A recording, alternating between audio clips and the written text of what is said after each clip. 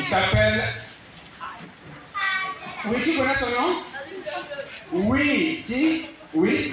Tonton Ali Premier. Tonton Ali Paul le premier. Ah, applaudissez pour vous êtes bien. Ok.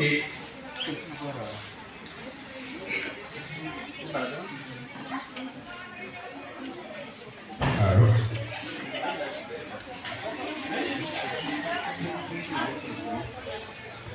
Les enfants, pour prouver que c'est un ancien pionnier, je crois qu'il va faire quelque chose pour vous. En tant qu'ancien pionnier, vous allez pouvoir normalement répondre. Ou bien, ça peut aller? Oui. Pionnier. Osez lui de savoir. Pionnier. Osez lui de savoir. Salut pionnier. Vive un révolutionnaire. Mourir un révolutionnaire. Les armes à la main. La patrie ou la mort nous vaincrons. Il va enchaîner en tant Non, mais la patrie ou la mort nous vaincrons là, c'est nonchalant. Nous, on ne fait pas ça comme ça. Ah, que c'est pas vibrant. Faites un bon la patrie ou la mort. Ça doit être vibrant, ça doit être percutant. Et à notre époque, on n'a pas besoin de nous dire salut pionnier. Quand on dit pionnier, oser lutter, savoir vaincre. Vivre un révolutionnaire, mourir un révolutionnaire, les armes à la main. La patrie ou la mort, nous vaincrons. C'est comme ça. Il faut que ça soit percutant.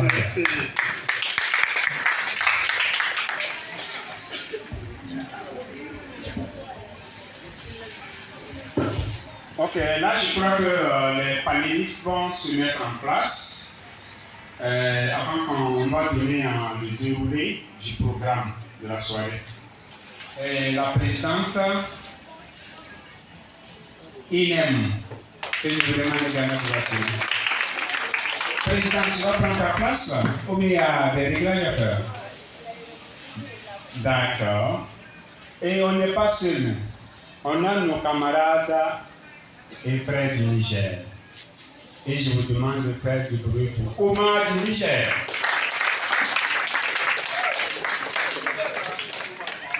Ok, parmi ceux qui vont nous tenir en haleine ce soir, on a également notre frère. Vous savez, aujourd'hui, le Mali, le Burkina, le Niger, c'est un seul pays. Donc, c'est comme 2 chambres salon. Ou bien, voilà, on a l'élément de l'autre chambre qui est juste à côté au Mali. Je vous demande également de vacciner Maladja.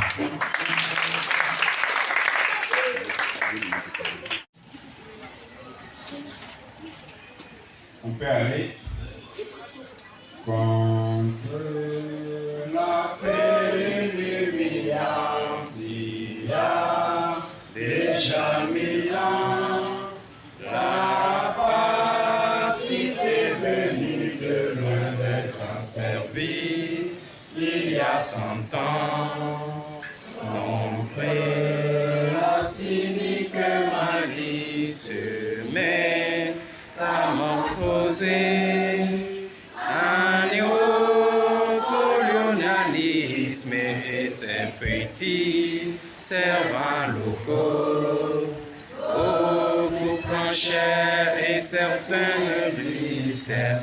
Mais les échecs, les succès, la sueur, le sang ont fortifié notre peuple courageux et fertilisé sa lutte héroïque. Et il se l'a rassemblé en l'histoire de tout un peuple. Et il se déclencher sa marche triomphale vers l'horizon du bonheur, une seule ligne à réconcilier notre peuple avec tous les peuples du monde, à la conquête de la liberté et du progrès, la patrie ou la mort nous vaincrons. Est-ce qu'on peut éviter de faire du Mali pour l'hymne du Mali? Ça peut aller. Donc, l'hymne du Burkina, c'est l'hymne de la l'Est, l'hymne pour le Niger. D'accord, on vous invite à m'asseoir. Merci. Et est-ce qu'on peut maintenant avoir une des conférencières en la personne de Fatou Baloura? Que je vous demande de m'assurer, s'il vous plaît.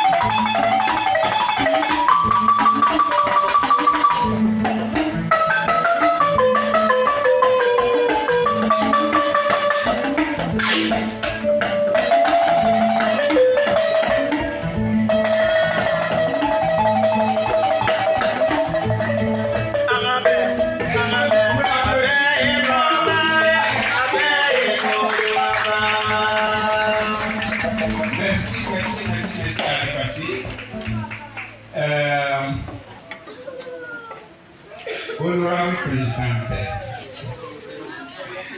maintenant on est tout avec toi et je sais qu'on en aura vraiment plein les oreilles, c'est sûr. Je vous demande d'acclamer à une énorme présidente du Centre commercial.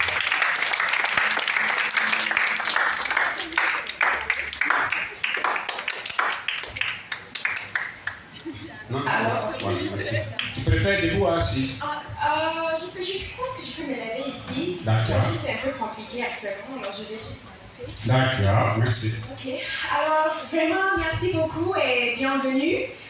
C'est un honneur pour moi d'être devant vous pour les 4e journée annuelle de la libération africaine.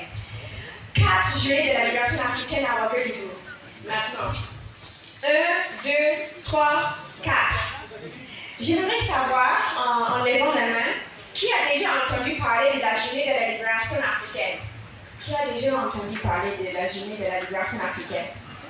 Okay. Remarquez que je n'ai pas dit la journée de l'Afrique ou journée mondiale de l'Afrique. J'ai dit la journée de la libération africaine. Alors, ne vous inquiétez pas, Il n'y a pas de jugement si vous célébrez cette journée pour la première fois cette année. Malheureusement, ici au Burkina Faso, le noyau est la plaque tournante de la lutte mondiale pour le panafricanisme. Cette date historique, qui était en fait le 25 mai hier, est bien trop peu connue. Pourtant, il s'agit de la fête annuelle la plus importante pour les panafricanistes du monde entier. Cette semaine, les Africains du Ghana, du Zimbabwe, du Kenya, du Sénégal, de la Zambie, de l'Azanie, c'est le vrai nom de l'Afrique du Sud, des Caraïbes, de l'Amérique du Nord, de l'Amérique du Sud et de l'Europe se sont tous rassemblés pour faire entendre leur voix en faveur de la libération et l'unification totale de l'Afrique. Un très grand panafricaniste du nom de Kwame Touré, que vous devriez connaître, a dit un jour, partout où il y a un Africain, il doit y avoir une journée de la libération africaine. Mais qu'est-ce que la journée de la libération africaine? L'Organisation de l'unité africaine, que nous appelons aujourd'hui l'Union africaine, a également été fondée le 25 mai. Mais la journée de la libération africaine n'est pas une célébration de l'Union africaine. Elle a été plutôt fondée, créée pour soutenir les luttes armées des peuples africains contre les colonisateurs dans les bus. Un fusil dans les mains, un livre dans l'autre, parfois avec un bébé attaché au dos. Les membres de notre famille africaine, en Guinée-Bissau, au Cap-Vert, en Angola et au Mozambique, ont combattu les colonisateurs portugais. Pendant ce temps, les membres de nos familles africaines en Azanie, comme j'ai dit, c'est le vrai nom de l'Afrique du Sud, au Zimbabwe et en Namibie, se sont battus contre les colons qui s'installaient sur leur terre. La journée de la libération africaine a été créée pour soutenir les luttes de libération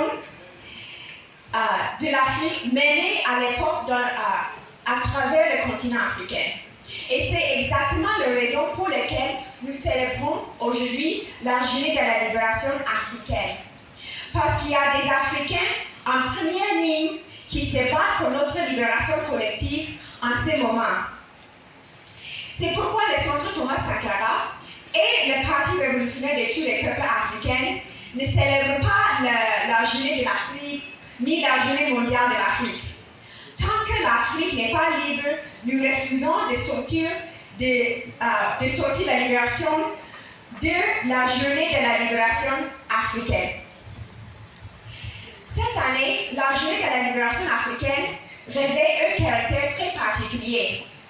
L'année dernière, j'ai célébré la journée de la libération africaine au Burkina Faso.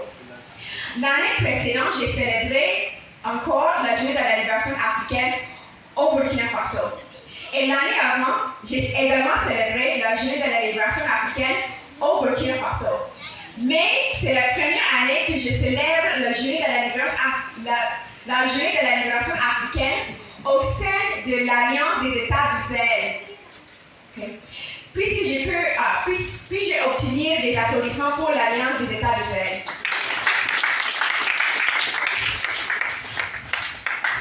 L'Alliance des États du Sahel est un signe évident de progrès et tous les Africains doivent faire ce qu'il faut pour défendre cette alliance. Remarquez que je n'ai pas dit tous les Burkinabés, tous les Maliens, ni tous les Nigériens. J'ai dit tous les Africains. Je suis une Africaine née à des milliers de kilomètres de là dans la diaspora. Mais je défends l'Alliance des États du Sahel. Parce que, comme l'a dit Kwame Touré, tant que l'Afrique n'est pas libre, aucun Africain, où que ce soit dans le monde, ne sera jamais libre ou respecté. Je vais le répéter une fois encore. Tant que l'Afrique n'est pas libre, aucun Africain, où que ce soit dans le monde, ne sera jamais libre ou respecté. Peu importe que vous soyez burkinabé, malien, nigérien, tchadien, rwandais ou éthiopien, tous les Africains doivent défendre l'AES. Mais ce n'est pas tout. L'Alliance des États du Sahel doit également défendre tous les Africains où qu'il se trouve. En effet, Ibrahim Traoré a déclaré à plusieurs reprises qu'il était panafricaniste. Ce qui signifie, par définition, qu'il prête allégeance à l'ensemble du continent africain et à sa diaspora. L'Alliance des États du Sahel est donc un pas dans la bonne direction, mais seulement si elle nous conduit au panafricanisme, c'est-à-dire la libération et l'unification totale de l'Afrique dans le cadre du socialisme scientifique. Je vais voir quelque chose ici. Combien d'entre vous connaissent quelqu'un qui vient du Ghana? Il faut lever les mains si vous connaissez quelqu'un qui vient du Ghana. Okay. Maintenant, je vais voir qui ici connaît quelqu'un qui vient du Togo. Levez les mains si vous connaissez un Togolais. Ok? Maintenant, le Bénin. Qui connaît un Béninois ici? Ok. Et un Ivoirien, qui a un camarade ou un ami ivoirien? D'accord.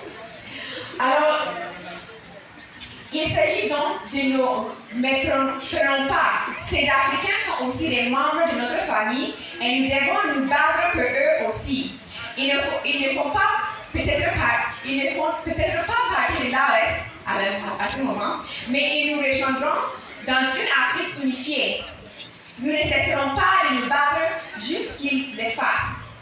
Nous ne gagnerons qui si elle grandit. Donc, je veux dire, l'AES ne gagnera que s'il grandit. Le succès de l'AES se mesurera à sa capacité à nous pousser vers la libération et l'unification totale de ce continent. Donc, non, nous n'abandonnerons pas les membres de notre famille africaine n'importe où. Nous devons montrer au monde que l'AES est là pour se battre pour tous les Africains.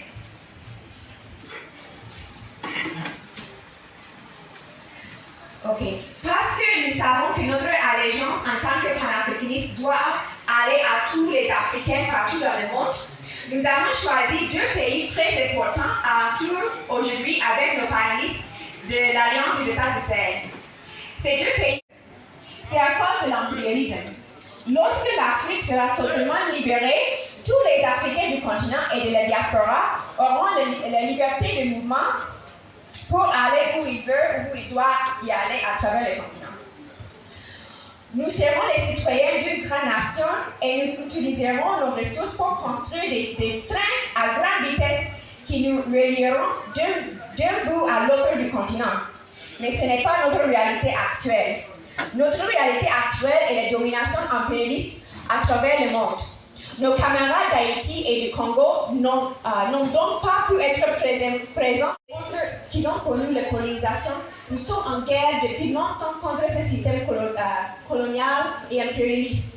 Alors, aujourd'hui, on va parler spécifiquement de la lutte dans l'AES, Congo et Haïti. Mais j'aimerais ici, on pourrait juste donner une minute de silence pour le peuple de la Palestine et du Soudan qui sont en train d'être attaqués par le système impérialiste dans deux des plus grandes crises, je ne vais pas dire humanitaires, moi je vais dire des grandes crises impérialistes sur la planète Terre actuellement. Alors on va donner une minute de silence pour le peuple du Soudan et de la Palestine.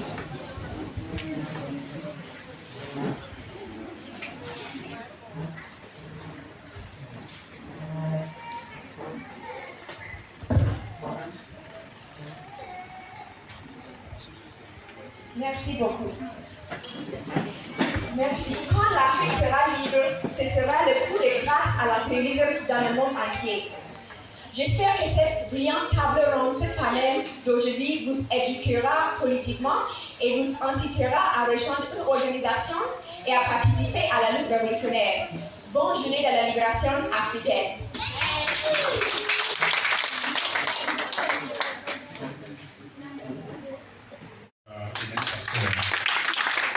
Ouais, ça vaut le coup de vider 1 million d'euros.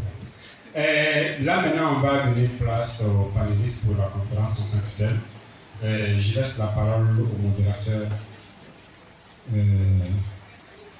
Wenlasida Fabrice Saint-Paulé pour diriger le panel. Merci.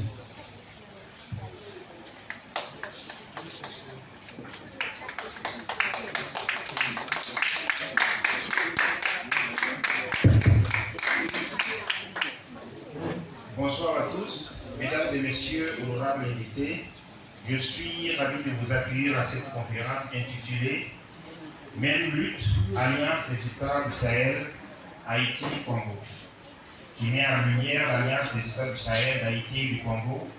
Cette rencontre vise à renforcer la coopération régionale et à unir nos forces pour faire face aux défis communs qui nous interpellent. Ensemble, dans cette lutte, nous aspirons à bâtir un avenir meilleur pour nos nations. Merci de votre présence et de votre engagement envers cette noble cause.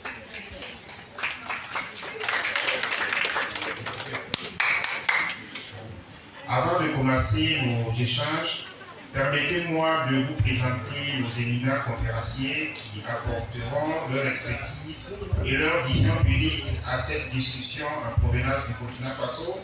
Nous avons Fatou Weweli Valora, étudiante et membre du Centre Thomas Sankara et membre du Parti révolutionnaire de tous les peuples africains. Je vous demande de l'ovationner. Donc pour le Mali, nous aurons M. Mamadou Lamine Diarra, détenteur d'un Master 2 en audit et contrôle de gestion, membre de la société civile, membre initiateur et secrétaire permanent du collectif Mali Tétira, créé au mois de juillet 2014 contre la présence des forces étrangères, la mauvaise gouvernance et l'accord d'Alger. Membre également initiateur de l'association Faso Kanou, commissaire administratif de 2014 à 2022 et commissaire au compte à la trésorerie de 2022 à nos jours. Membre initiateur du groupe de réflexion et d'action pour un Mali émergent et dans le Maya, Grand Maya. Pour le Niger, nous aurons... Excusez-moi, je vous demande de l'ovationner, s'il vous plaît, notre camarade du Mali, M. Diarra. Donc pour le Niger, nous aurons M. Oumar Mohamedou Ama, c'est le deuxième secrétaire adjoint de l'USLTN, l'Union des syndicats libres travailleurs du Niger. Vos ovations, s'il vous plaît.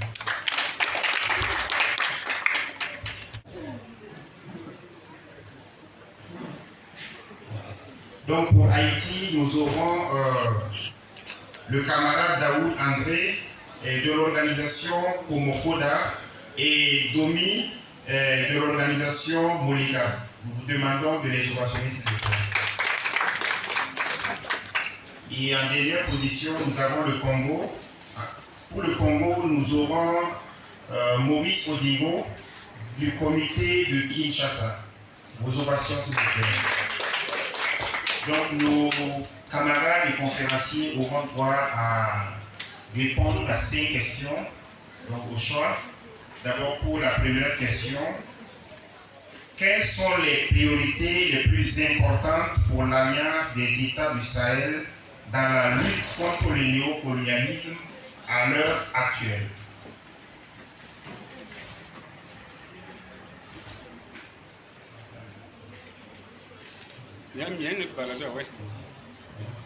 Donc,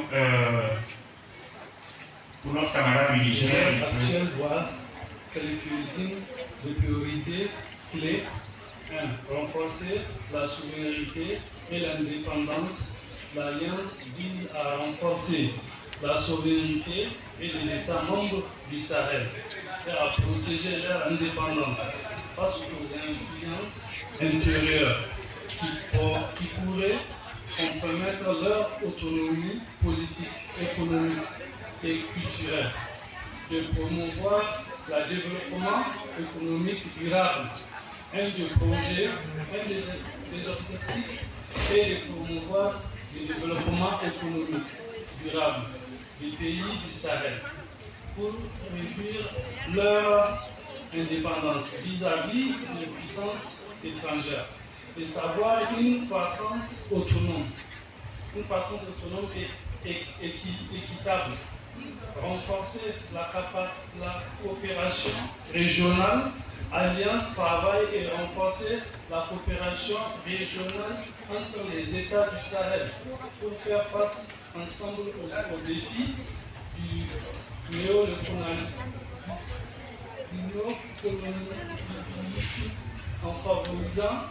en favorisant l'échange économique, politique et culturel au sein de la région.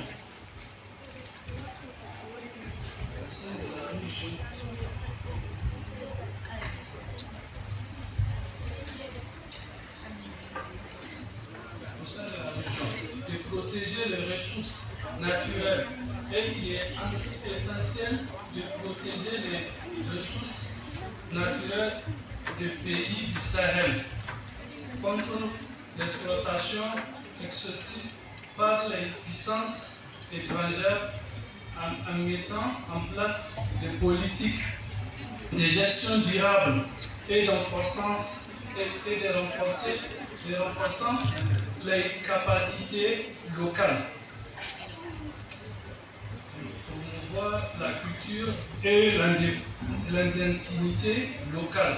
Alliance chercher à promouvoir la valorisation de la culture et de l'identité locale du pays du Sahel pour renforcer la santé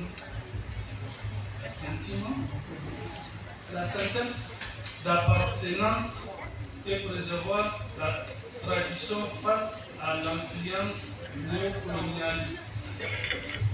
En mettant l'accent sur ces priorités, l'Alliance des États du Sahel travaille activement à renforcer la résilience des pays de la région face aux tentatives de néocolonialisme et promouvoir un développement autonome et durable.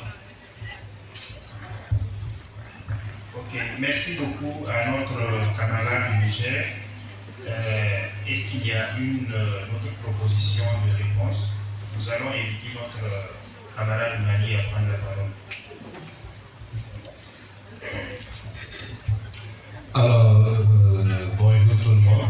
Je suis Mamadou Lamine Diarra. Donc, il y a un proverbe de notre très cher camarade Fidel Castro qui nous disait que nous avons quelque chose de plus puissant que l'argent, que toutes les armes du monde, qui s'appelle la conscience. Donc, cette même conscience me ramène à accorder une reconnaissance vraiment méritée au centre Thomas Sankara de Ouagadougou pour nous avoir invités.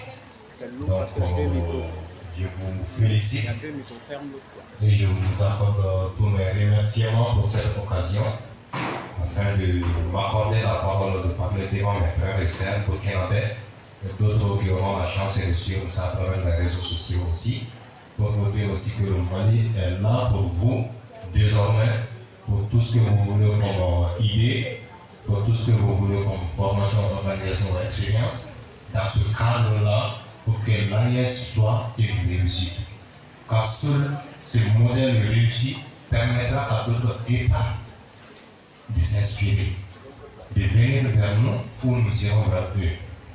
Donc en priorité, je vais rentrer dans le texte, le vif du sujet maintenant. Comme première priorité, nous avons vu la nécessité de la sécurité. Parce que notre sécurité collective, durant des siècles, a constitué notre plus grande faiblesse.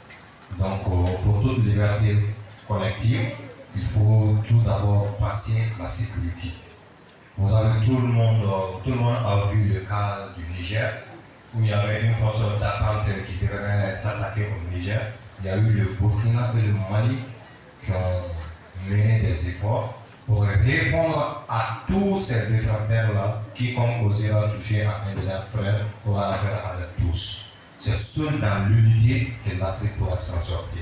C'est seul dans l'union que les peuples méprisés du monde entier pourront faire face aux impérialistes qui n'ont ni pitié, ni foi, ni loi.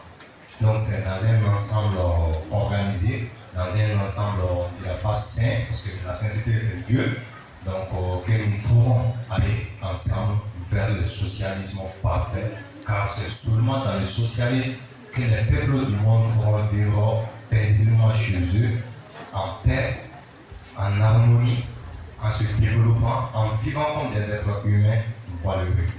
Donc pour nous, c'est la sécurité qui précède toute autre forme de développement. Ensuite, il y a la deuxième proposition. Donc ça, c'est aller à une fédération et non à une confédération.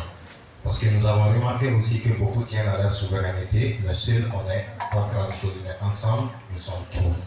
Donc aller à une fédération et non à une confédération, c'est notre proposition. Deuxièmement, c'est aller à la création d'une monnaie commune pour l'Afrique.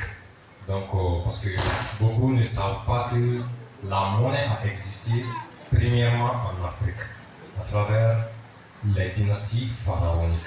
C'est les Noirs, les Africains, on va dire comme ça, les Africains qui ont initié la question de monnaie. La monnaie a commencé en Afrique, comme la camarade vient de dire aussi, l'abolition de l'esclavage n'a pas commencé sur les zéros. Donc, si notre camarade de Burkina a toujours quelque chose à dire, nous allons l'écouter et quand après on va continuer à la deuxième question.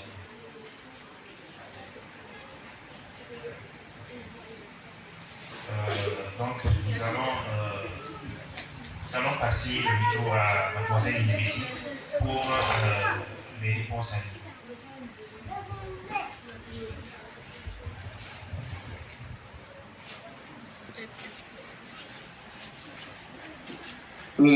Je dirais, la priorité, moi je le résume en un mot.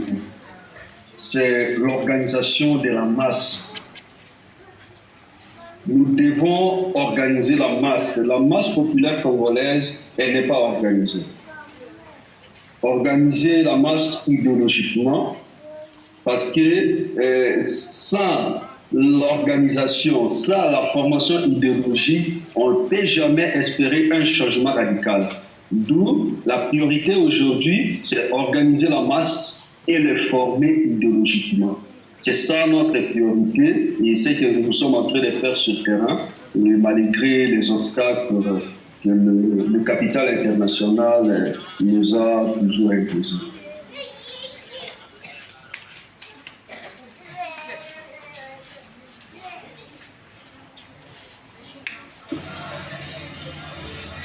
Je vous salue mes frères et sœurs, camarades. Un grand merci au Saint Thomas Sankara pour la libération et l'unité africaine. Merci au grand camarade Inim, la présidente du centre. Haïti vous dit merci. Pour les gars, vous dit merci également. Comment le néocolonialisme attaque Haïti et comment la population y résiste. Avant de commencer sur l'attaque du néocolonialisme en Haïti, il m'a venu de terrain de remettre l'histoire du colonialisme comme la continuité de ce que l'on a actuellement. Après le débarquement des captifs africains dans les années 1500, les colons français voulaient faire de cet espace un lieu de misère, de tourment, d'exploitation et de domination.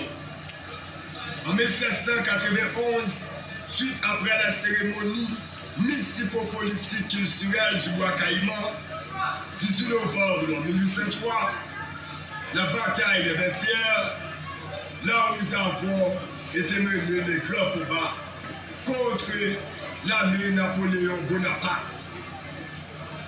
Ces mêmes héros ont renversé le pouvoir dominant et a mis le peuple en perpétuelle liberté. Du coup, le père de la nation, le père de la patrie haïtienne, Jean-Jacques Dessalines, ont été assassinés par ces colons dans ce complot contre cette révolution. C'était le 17 octobre 1806. Comment les néocolonialistes attaquent Haïti et comment la population y résiste? Le néocolonialisme avait utilisé la militarisation. Il a fait venir des militaires américains en 1915. C'était une présence du néocolonial avec les bottes. On a passé 19 ans sous l'occupation américaine. Après 1934, de 1915 à 1934, ça fait 19 ans de l'occupation américaine. Mais après 1934, où l'intervention militaire américaine est faite, d'autres manières, cette occupation prend l'autre forme.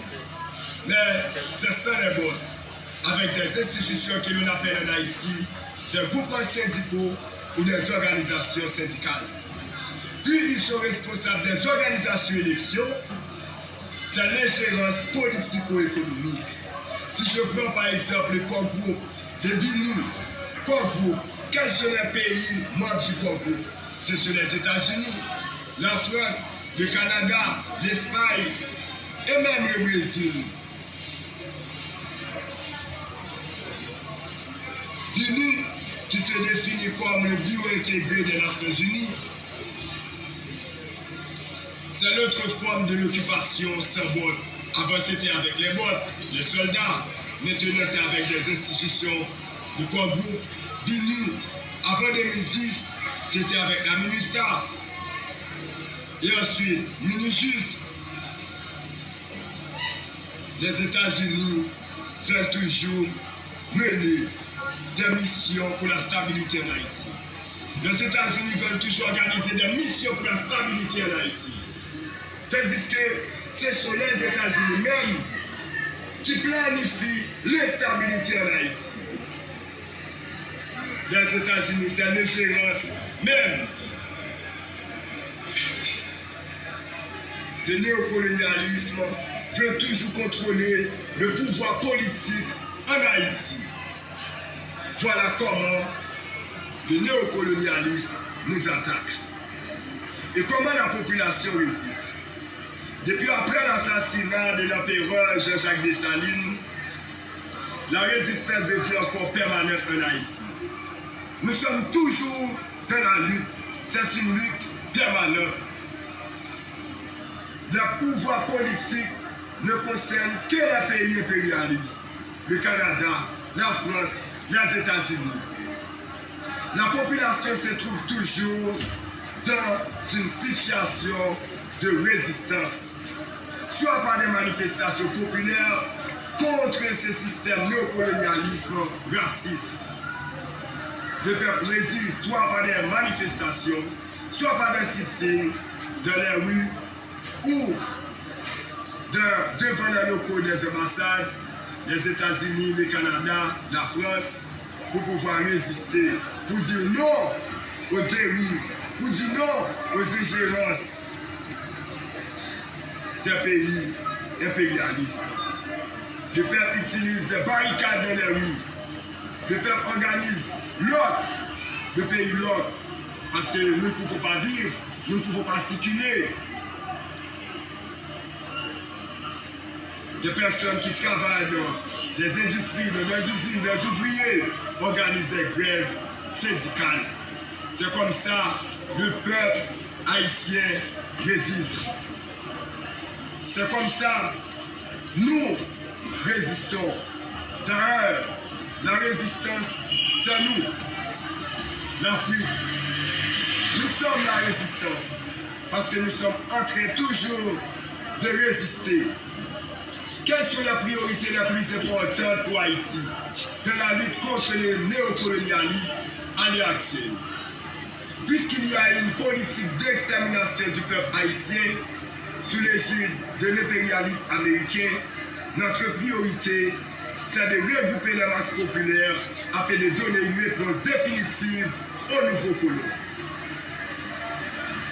Nous pouvons remarquer la vie ne signifie presque rien en Haïti pour le moment. L'impérialiste américain joue sur la vulnérabilité des jeunes dans les quartiers populaires pour leur donner des armes à feu à travers des gouvernements subalternes en Haïti au détriment des masses populaires. Par rapport à tout cela, nous devons lutter afin de doter le pays de gouvernements populaires, anticapitalistes et anti-impérialistes. Seule façon de répondre aux désirata des exploités. Et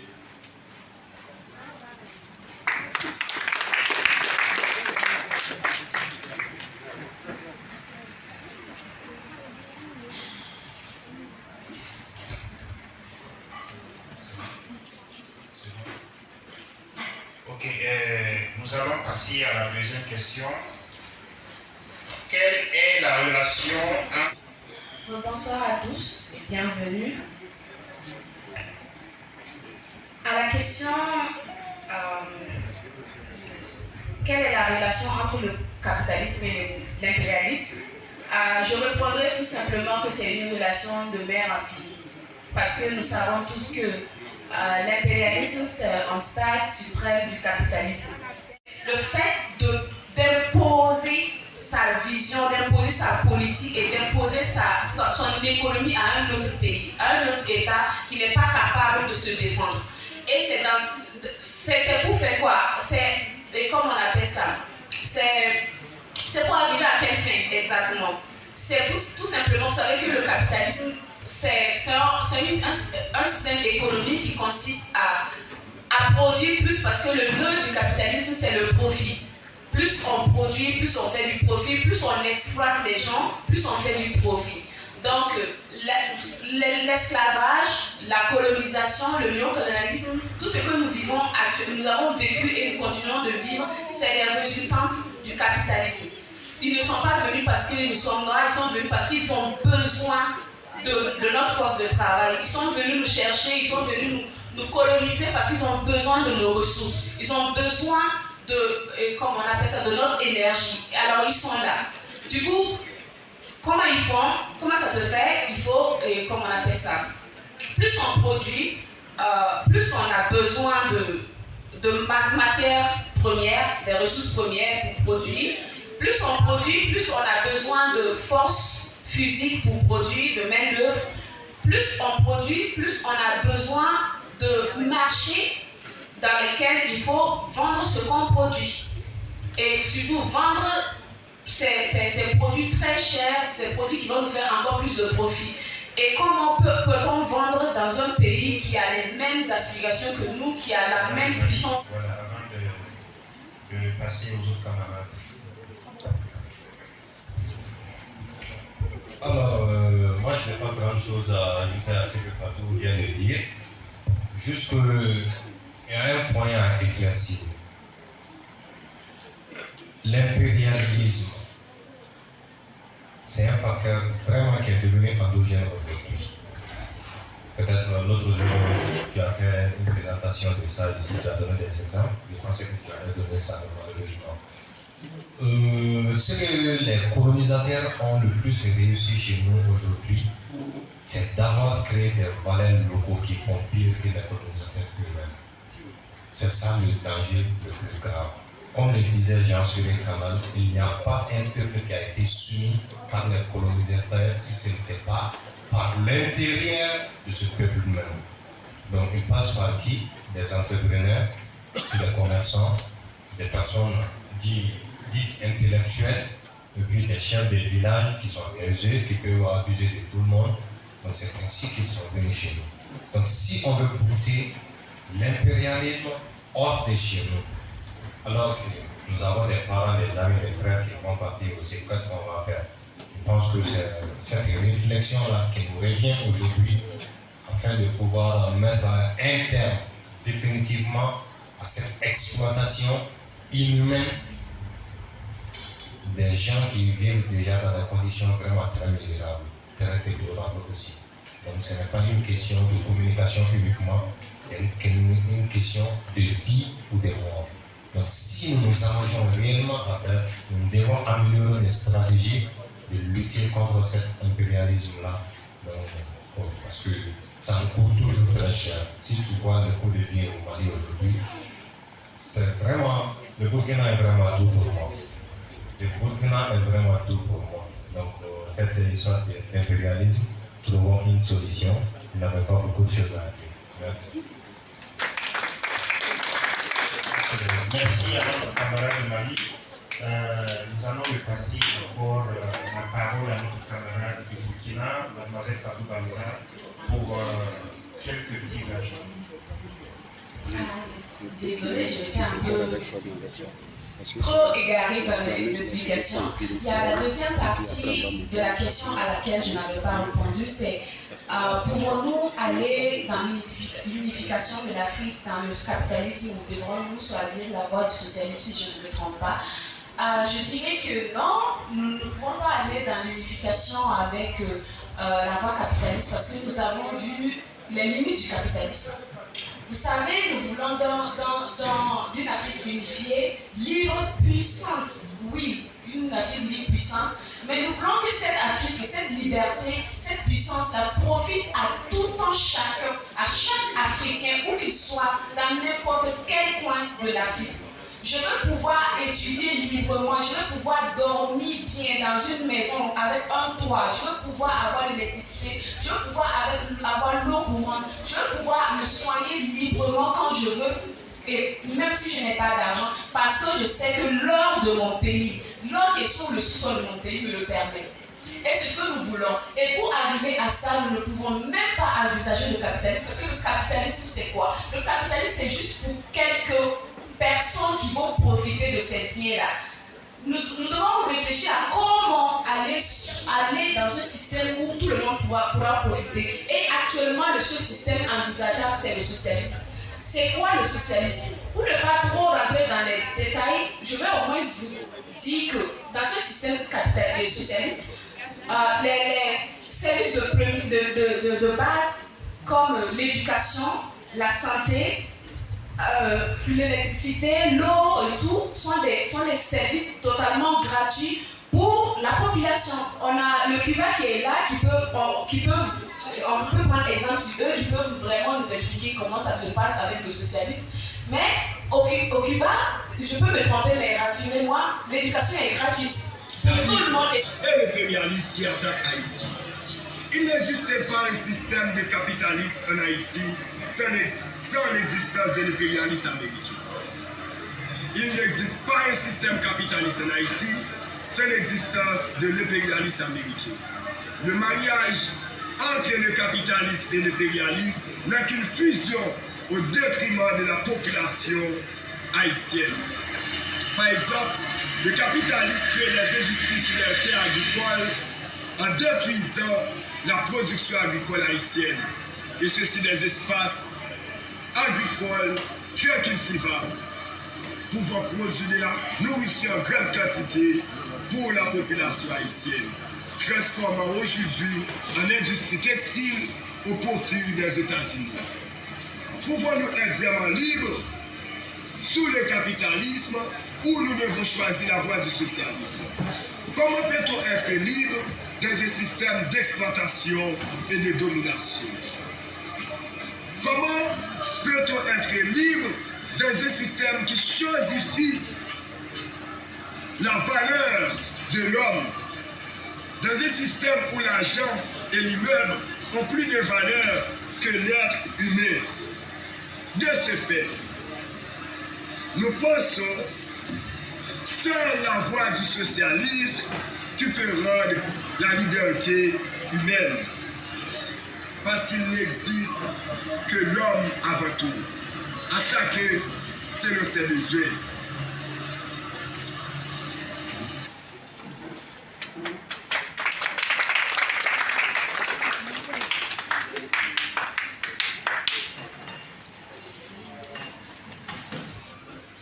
Aujourd'hui, je dirais, dans la plupart des pays africains, nous subissons ce que nous appelons la dictature bourgeoise.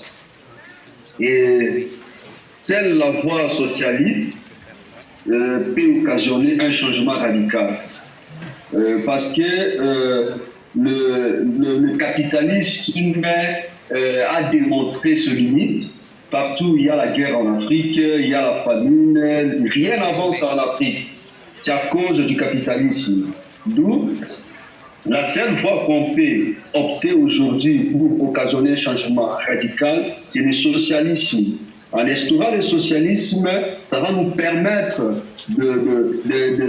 d'instaurer ce que le grand révolutionnaire appelait la dictature du prolétariat.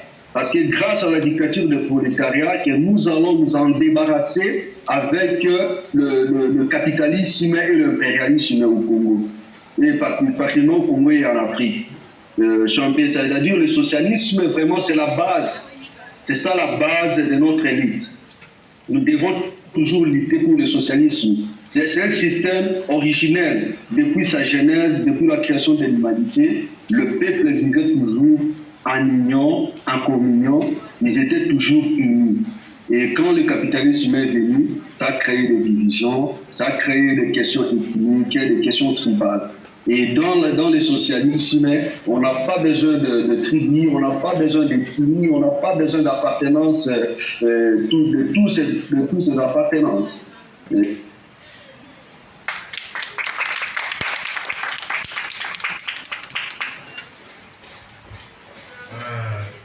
Donc nous continuons toujours avec la question, quelle est la relation entre le capitalisme et l'impérialisme qui attaque Haïti? Pouvons-nous être vraiment libres sous le capitalisme ou devons-nous choisir la voie socialiste?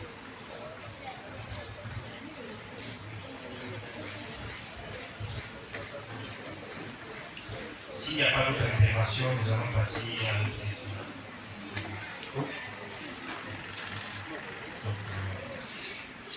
Donc nous continuons toujours.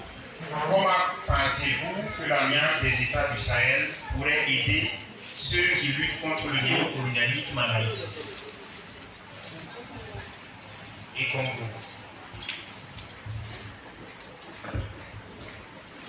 Écoutez, partager l'expérience, l'apport du Cuba dans la lutte d'indépendance en Afrique. Le Cuba qui est une petite île sous embargo et attaqué de tous les côtés par l'impérialisme. Ce que le Cuba a fait pour les pays en Afrique, pour les indépendances, vous comprenez qu'on n'a pas besoin d'être un empire pour pouvoir sauver les autres pays. Et déjà, quand vous prenez une AES bien établie, ce que précise la question, ça signifie quoi? Ça signifie une puissance militaire, ça c'est un. Une puissance économique et une puissance politique parce que c'est l'économie qui fait la politique. Et les militaires sont venus parachever ce que les peuples ont commencé. Donc au Mali, ça a commencé. Ensuite, nous avons vu le cas avec le Burkina, ce qui s'est passé. Ce n'était pas le seul cas du peuple burkinabé, je peux vous l'assurer, parce que pour le cas du Mali aussi, ce n'est pas le seul Malien qui a fait ça. Nous avons eu des soutiens de beaucoup d'autres personnes. Mais des sociétés civiles différentes qui nous ont partagé des expériences à travers lesquelles les mobilisations ont continué. Donc c'était les ras-le-bol. Le président lui-même ne voulait plus rester, il ne pouvait plus rester parce que voilà, le pays était chaud. Donc les militaires aussi savaient que si ils n'intervenaient pas, ça allait être le plus grand déshonneur pour la République du Mali. C'est pourquoi ils ont intervenu à temps réel pour éviter l'effusion du sang au Mali. Donc nous avons suivi aussi le cas du Burkina, il y a eu des soulèvements, il y a eu aussi la main du voisin aussi, comme il veut aussi a souligné ça en Russie lors de la relation Afrique-Russie. Pour le cas du Niger, il y a eu aussi les mains des voisins qui les ont aidés. Donc pour le cas du Congo, je pense que ça peut passer comme ça si nous avons une société civile ici qui est bien consciente et qui est capable aussi de mener des missions, comme je l'ai souligné ici, et des missions de lobbying pour aller sensibiliser puis échanger, avoir de véritables échanges avec une société civile consciente du Congo et du Haïti pour les expliquer comment nous avons pu faire pour nous. Donc je pense qu'en leur montrant aussi des voies et moyens, des partenariats variables et variés, parce que c'est le multicolonialisme aujourd'hui. Donc on ne s'élève pas, il n'y a pas un seul pays aujourd'hui qui peut se libérer. Donc il faut aller ensemble, c'est des pays frères, c'est des amis, c'est des connaissances, c'est des parents. On ne peut pas les laisser à leur sort eux-mêmes. Qu'est-ce que nous pouvons faire? On l'a demandé, ce que je pouvais ajouter aussi. J'ai fait cette proposition-là. Donc si nous pouvons aller vers eux, ils ont des gens aussi qui se mobilisent vers Goma. Nous avons des connaissances là-bas. Donc maintenant, quand c'est dans le cadre de l'AIS, il y a le frère Donald qui est venu au Mali, qui est venu se ressourcer. Donc on a eu des échanges à prendre. Donc on s'est compris. Mais franchement, c'est des gens aussi, ils sont courageux, ils sont très courageux. Mais pour notre cas, c'était encore plus facile que pour leur cas. Donc si nous voulons les aider, il va falloir trouver aussi des aides vraiment à la hauteur, aux côtés de nos dirigeants et aux côtés des partenaires aussi que nous devons mobiliser pour leur accorder aussi leur attention, leur crédit, afin de faciliter leur libération totale aussi. Parce qu'on ne pourra jamais aller au Congo sensibiliser comme ça. C'est des gens qui n'ont pas vécu aussi. Donc leurs militaires et leurs ennemis aussi sont tous sous les ordres de l'impérialisme. Donc ce n'est pas facile. Si vous voyez que leur peuple ne parvient pas, c'est à travers le peuple seulement qu'on pourra faire. Parce qu'on ne maîtrise pas la situation mieux que eux, mais on peut trouver des informations qui pourront nous permettre aussi de voir clair, de savoir faire quelque chose aussi pour leur libération. Mais nous ne pourrons pas aller en tant que société civile seulement. Il faut aussi la main de nos dirigeants si réellement nous parvenons à les convaincre, à les orienter aussi vers ça. Donc c'est ce que j'avais à proposer. Merci. Merci à notre camarade du Mali.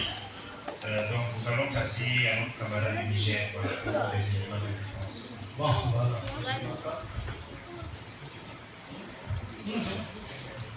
Ok, de ma part, voilà, l'établissement d'une alliance des États du Sahel unifiés pourrait offrir plusieurs avantages et soutien aux pays qui luttent contre les néocolonialismes en Afrique et à la diaspora africaine.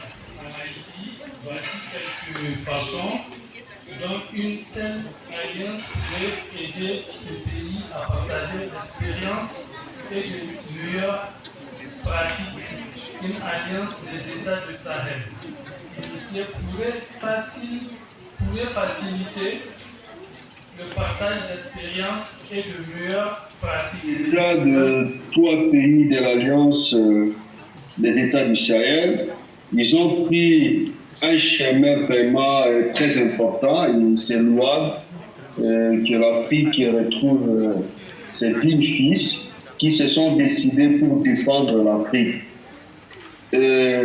Aujourd'hui au Congo, le peuple en soi, je ne parle pas des dirigeants parce que les dirigeants des États de Sahel, ce sont des souverainistes. Et ce sont des souverainistes, ils veulent vraiment la souveraineté vraiment de leurs États. Mais c'est le contraire ici au Congo de trouver des dirigeants souverainistes. Tu vois, il n'y a pas de dirigeants souverainistes et ça pose un problème pour qu'il y ait collaboration entre le gouvernement du Mali, du Burkina, du Niger avec le gouvernement congolais. Parce qu'ils n'ont pas la même vision, ils n'ont pas la même façon de voir les choses. Idéologiquement, ils sont vraiment séparés.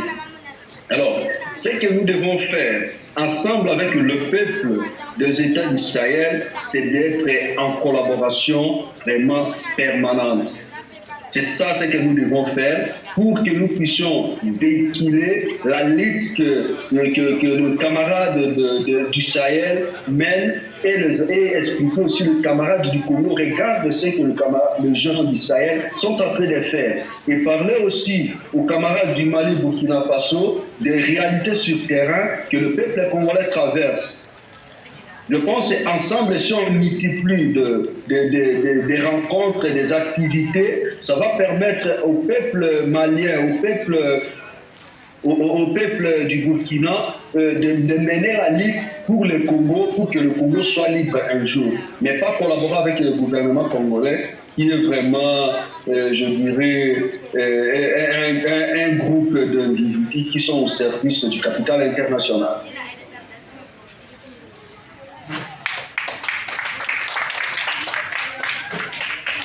Merci beaucoup à tous nos camarades de la diaspora. Donc,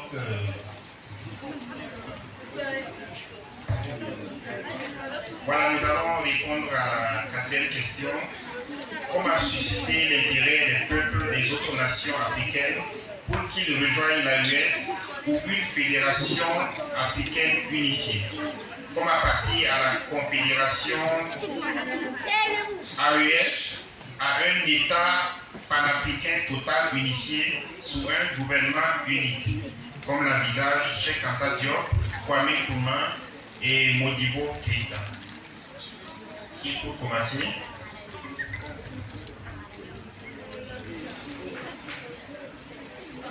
comment susciter l'intérêt des autres peuples, des autres nations africaines pour qu'ils rejoignent l'AES? Moi, la première réponse à ça, c'est la propagande.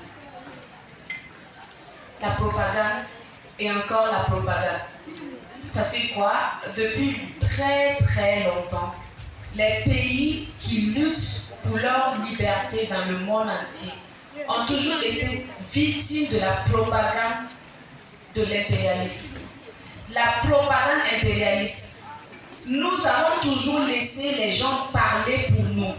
Nous avons toujours laissé les gens décrire notre réalité aux autres pour nous. Quand vous prenez les États-Unis d'Amérique, je prends toujours l'exemple sur les États-Unis d'Amérique parce qu'on pense que les États-Unis d'Amérique c'est un exemple à suivre. Donc je prends toujours les exemples sur ça pour montrer le côté sombre de cette nation. Quand vous prenez la propagande est le deuxième point, le deuxième domaine où les États-Unis investissent leur fortune. C'est-à-dire après le domaine militaire, où ils achètent les armes au hasard comme si leur vie en dépend, c'est la propagande, les médias, les films, Hollywood, tout ce qu'on regarde. Vous pensez qu'un État va investir des milliards dans des productions de films si ça n'a vraiment aucun but économique et impérialiste? Tout ça, c'est les médias qui sont là. Il y a une similarité entre les deux. Je vais essayer quand même de donner mon point de vue très simple. Comme on le dit en Bambara, la bonne foi ne permet pas à quelqu'un de traverser le flux de l'Europe. Donc, nous sommes dans le cadre de l'AIS, pour la réussite de l'AIS d'abord. Je pense que c'est cette réussite-là d'abord qui va de notre mission première. Si nous parvenons à réussir ces modèles-là, ça sera encore plus facile d'aller vers les autres peuples. Parce qu'aujourd'hui, sans nous leurrer, tous les États de l'AIS ont besoin aujourd'hui d'être stables d'abord. Nous sommes dans la sécurisation, nous n'avons pas encore tous les moyens en main pour pouvoir aller vers d'autres. Mais nous pouvons essayer à travers la société civile, comme je l'avais dit. La société civile a déjà fait ses œuvres au Mali, au Burkina, au Niger. Peut-être une mission de plus pour nous, pour aller vers nos frères aussi de ces pays-là, pour apprendre d'eux, faire des rapports. Donc si nos autorités parviennent maintenant à la sécurité comme il le faut chez nous, et avoir une voie vraiment sanitaire, ils ont déjà pris. On pourra ajouter nos informations et puis nos propositions pour ce bilan, aller vers d'autres peuples afin de rejoindre cette alliance-là. Parce que la réussite de cette alliance serait la sémence directe de l'unité africaine. Ça, j'en suis sûr. Si nous parvenons à réussir cette alliance-là, ça sera l'unité africaine qui verra les jours. Donc, réussissons cette alliance-là d'abord. Merci. Merci.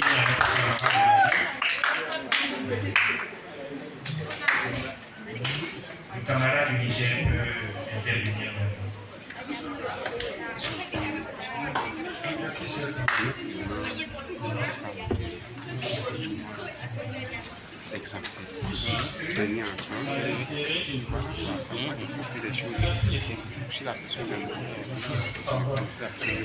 d'autres nations africaines dans l'alliance des États du Sahel, une fédération africaine unifiée il est essentiel de mettre en place des stratégies efficaces de sensibilisation et de promotion. Voici quelques moyens pour encourager l'adhésion à une telle union pour progresser vers un État panafricaniste totalement unifié. Éducation et sensibilisation, il est important d'éduquer les peuples des autres nations africaines sur les avantages et l'opportunité qu'une alliance régionale ou une fédération africaine unifiée pourrait offrir des campagnes de sensibilisation et des programmes éducatifs et d'échanges culturels peuvent aider à informer et à mobiliser les populations, dialoguer et consultation, impliquer les citoyens dans un dialogue ouvert et inclusif sur les objectifs et les valeurs et les bénéfices d'une intégration régionale plus puissante, essentielle, les consultations populaires, les forums, les décisions et les mécanismes de participation citoyenne peuvent renforcer l'engagement et la légitimité du processus d'unification, collaboration et coopération. Promouvoir la collaboration et la coopération entre les nations africaines et à travers le projet commun à l'initiative de développement et de partenariat économique peut renforcer les liens entre les pays et favorisant le sentiment d'appartenance à une communauté africaine plus large. La hiérarchie visionnaire de l'ADER inspirant à visionner et suivant l'exemple des figures telles que le Cheikh Anta Diop, Awam, Kwame Nkrumah et Modibo Keïta peuvent jouer un rôle crucial dans la promotion de l'unité africaine, leur vision d'un État panafricaniste totalement unifié sous un gouvernement unique peut servir de modèle et de motivation pour les générations actuelles et futures. État progressif, passé de la confédération des alliances des États du Sahel à un État panafricaniste totalement unifié, nécessite des étapes progressives et une approche programmatique des accords régionaux, des traités d'union et des mécanismes d'intégration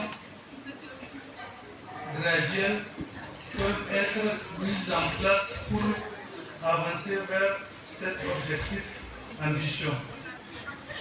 En conclusion, susciter l'intérêt des populations des autres nations africaines pour rejoindre une alliance régionale ou une fédération africaine unifiée nécessite un effort encore de sensibilisation, de dialogue et de collaboration et de la hiérarchie visionnaire en s'appuyant sur les enseignements des penseurs panafricanistes et adopté une approche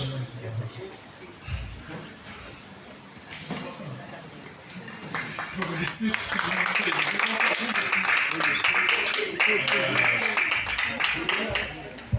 Juste pour justifier un peu, notre camarade est souffrant et depuis hier, donc il a vraiment tenu à être présent aujourd'hui. Je pense que nous pouvons l'ovationner pour ça. Merci beaucoup à tous. Nous allons passer à notre camarade du Congo et d'Haïti.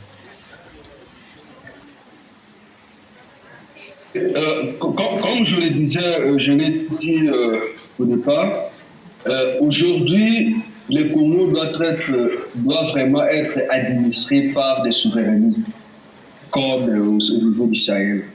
Tant qu'on n'a pas de souverainistes au Congo, c'est difficile qu'on adopte ce chemin. D'où nous avons l'obligation de former le peuple idéologiquement pour qu'ils en finissent d'abord avec l'impérialisme local. Parce que le gouvernement, c'est l'impérialisme local. On doit d'abord en finir avec nos dirigeants qui sont au service de l'impérialisme du capital international. Après cela, nous allons trouver des bons dirigeants qui seront des souverainistes, comme Patrice Emery Lumumba. Parce qu'à l'époque, Patrice a bénéficié de la formation idéologique de la part de grands leaders panafricains comme Nkrumah et autres, quand il était passé à la conférence panafricaine de 58. Mais aujourd'hui, on n'a pas un Lumumba comme ça, au sommet de l'État.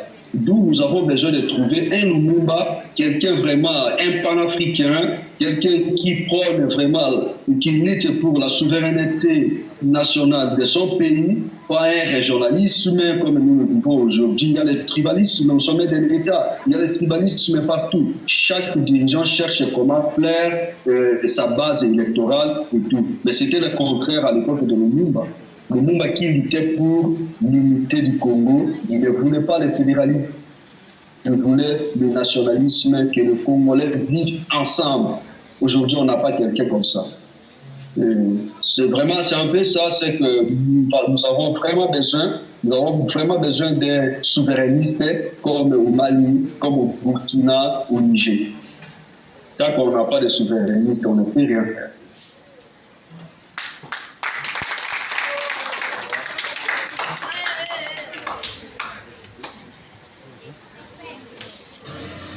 La question, ensuite, comment pensez-vous que l'Alliance des États du Sahel pourrait aider ceux qui luttent contre le néocolonialisme en Haïti? Si l'Afrique s'unit, comment pouvons-nous aider les membres de nos familles africaines de la diaspora en Haïti et ailleurs qui sont attaqués par les impérialistes et les colonisateurs des temps modernes?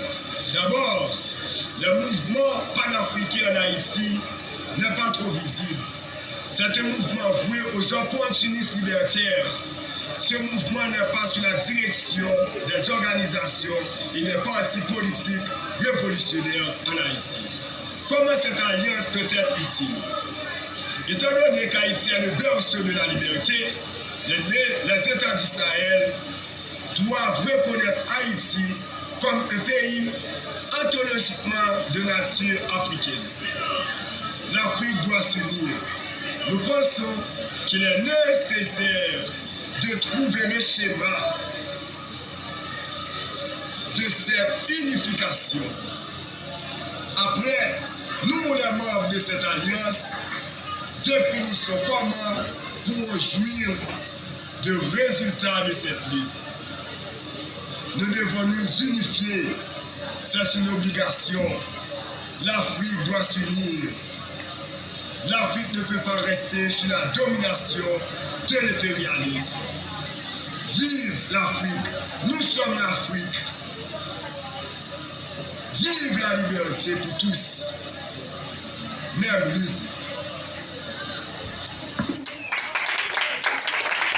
Merci bien.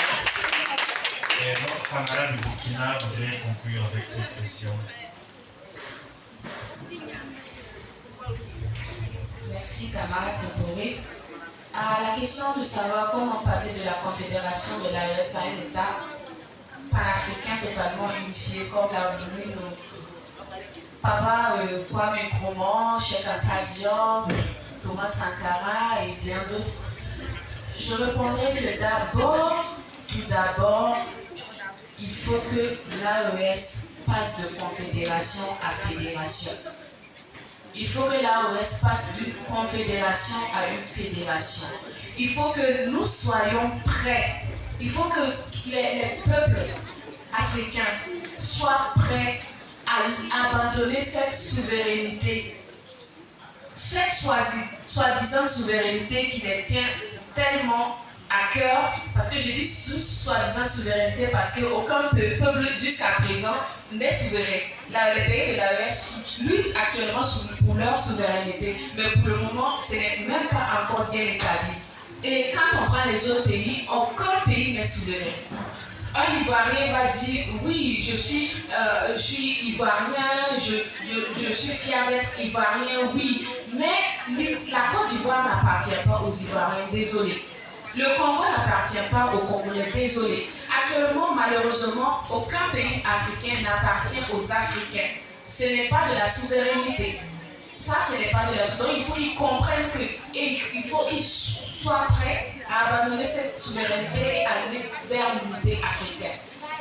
Pour ça, pour qu'ils comprennent ça, il faut vraiment un éveil de conscience, il faut vraiment une éducation de masse, une éducation politique de masse, et idéologique bien évidemment. Il faut amener les gens à comprendre que l'unité africaine, se retrouver dans un État fédéral, avec une même, comme on appelle ça, force militaire, une seule armée pour toute l'Afrique, un seul gouvernement fédéral, et tout ça, c'est le seul moyen pour que les Africains puissent vraiment disposer de l'Afrique. C'est le seul moyen pour qu'on puisse vraiment parler de souveraineté africaine. Parce que jusqu'à présent, quand on est divisé, quand on est balkanisé, on ne peut vraiment pas parler de souveraineté africaine. Merci.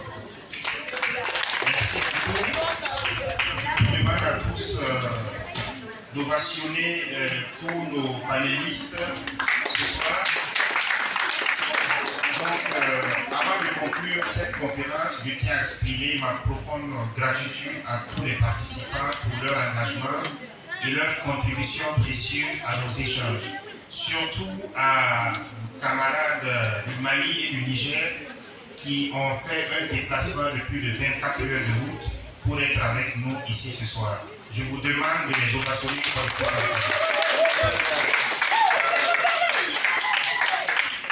Sur ce, l'Alliance des États du Sahel, d'Haïti et du Congo est un symbole d'unité et de solidarité face aux défis que nous confrontons ensemble. Nous avons partagé des idées, des expériences et des perspectives qui renforcent notre détermination à poursuivre notre lutte à un avenir meilleur.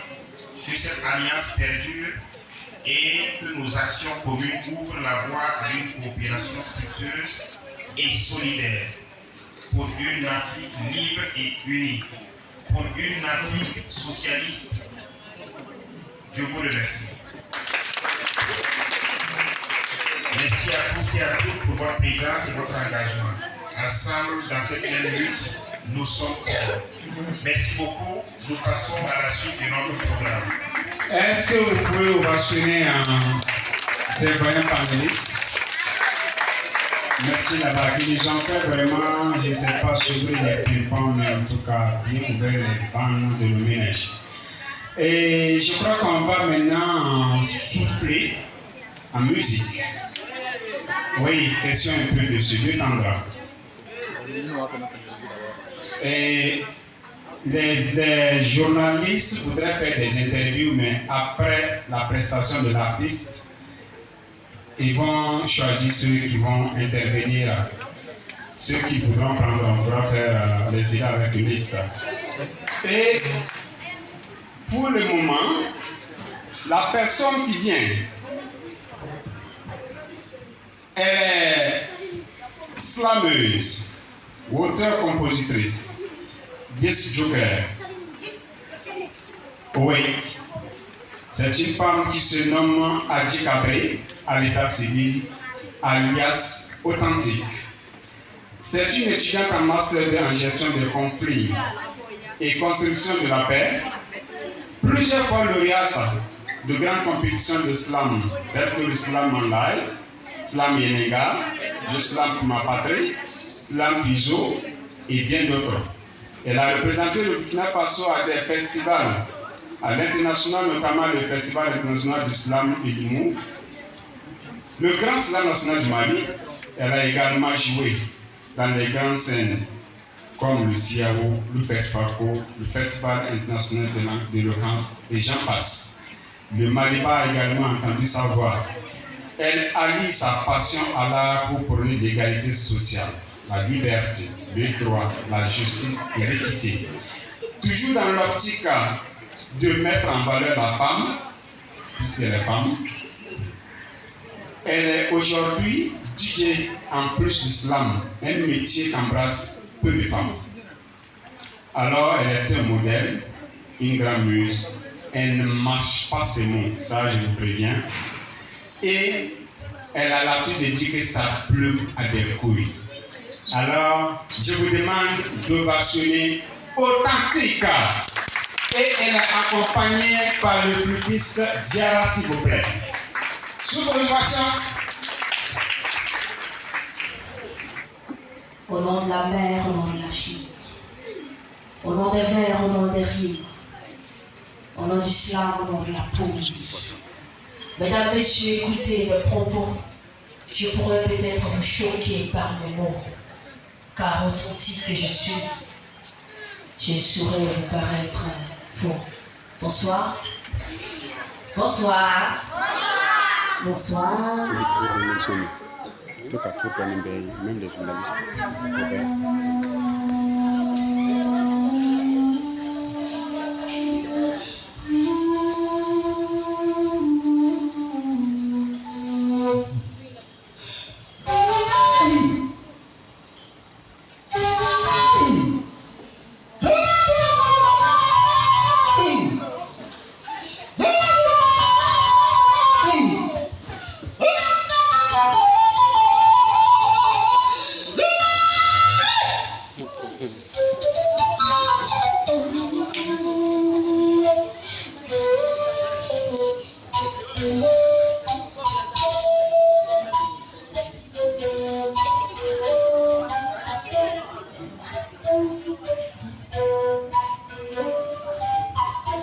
Victimaire d'un passé sombre, en quête perpétuelle d'une néocolonisation.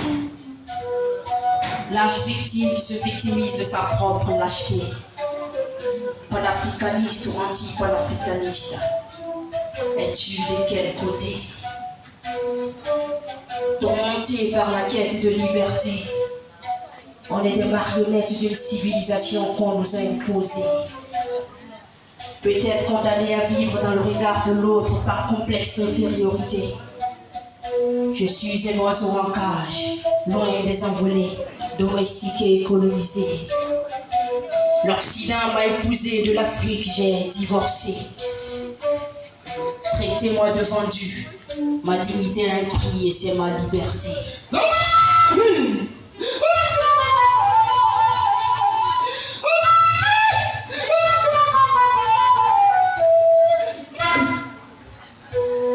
Mes origines me repugnent et ma mélanine en paiera le prix cher. Je pense que Caro White fera l'affaire. Si ma liberté s'arrête, où commence la tienne? N'est-ce pas que l'enfer c'est les autres? Mais non, l'enfer ce n'est pas les autres.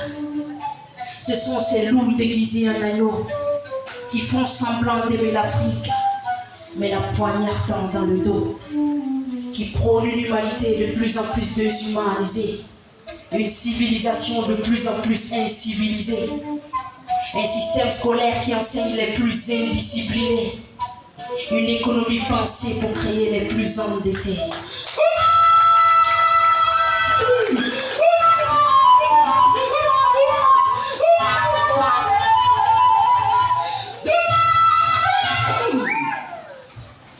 L'enfer, c'est de publier qu'on saumon africain avec un téléphone made in Berlin. L'enfer, c'est de proclamer être fier de l'Afrique pour devenir immigré clandestin. L'enfer, c'est de préférer la richesse dans la souffrance que la liberté dans la dignité. C'est juste mon point de vue qui ne fera pas forcément l'unanimité.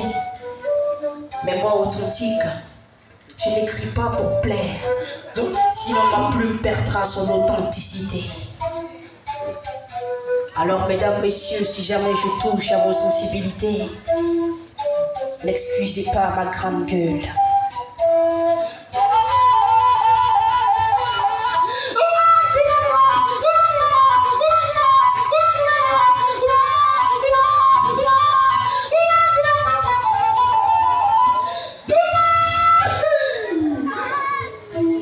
Nous proclamons l'alliance face à l'adversité.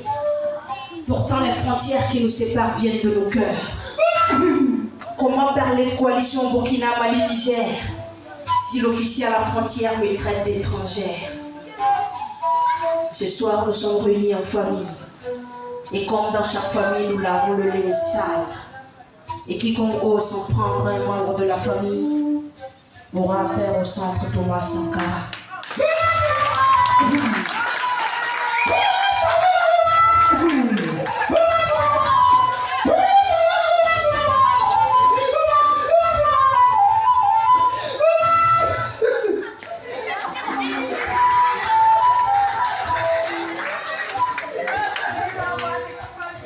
Ils se prennent pour des experts et créent un monde de rue à se perdre. Tradition et modernité, tous diffèrent. Un monde dans lequel la course aux armements s'enchaîne. Et c'est pourquoi l'Afrique d'aujourd'hui est en chaîne. Les valeurs coutumières n'ont plus raison des valeurs modernes. Les traditions se modifient sans cesse. Certaines ont tendance à disparaître. Nous avons tendance à nier nos origines, oubliant que l'arbre ne peut pousser sans ses racines. C'est un monde de monnaie où le troc n'a plus sa valeur. Un monde où l'argent est roi, mais la misère prend de l'ampleur. Ils se sont partagés nos richesses et nos terres, qui semblaient pourtant intarissables. Mais à qui la faute? Nous sommes les seuls responsables. Et si on ne prime pas l'intérêt de nos nations, en bannissant la haine, en cultivant la cohésion, et si on fait cimetière de notre union, l'Afrique sera le berceau de la lâcheté et de la thèse.